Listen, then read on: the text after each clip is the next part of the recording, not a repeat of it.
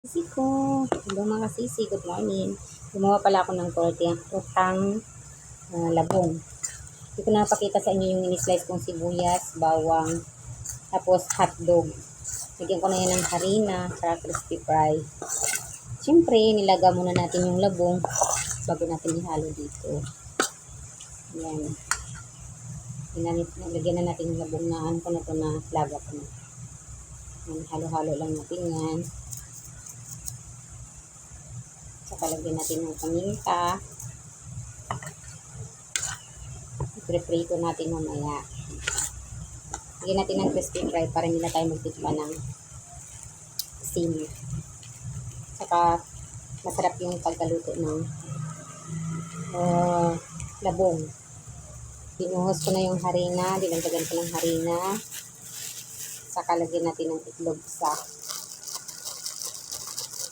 yan. Haluan natin yan to. Lagay na natin yung isa. Hindi na ako makakuha ng bunting dito na. Hipin na lang. Ayan. Ilalagay na rin natin yung isang crispy fry. Tapos haluin na natin.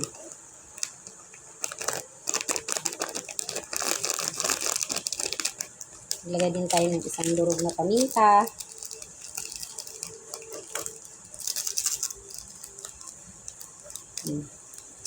Ilang gunting sa tabi ko eh. Yan, saka natin ilagay ang itlog at inikos-nikos na natin. Yan. Tapos ipiprito natin mga kasisi. Pero masarap ito kasi mayroon siyang hotdog na halo.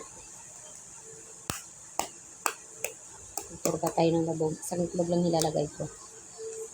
Yan. Inikos-nikos na natin ito mga kasisi.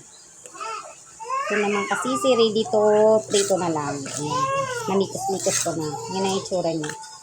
May hotdog, may itlog, crispy fry, tsaka harina.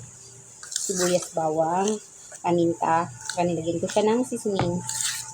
Chin. Ayan. Prito na lang.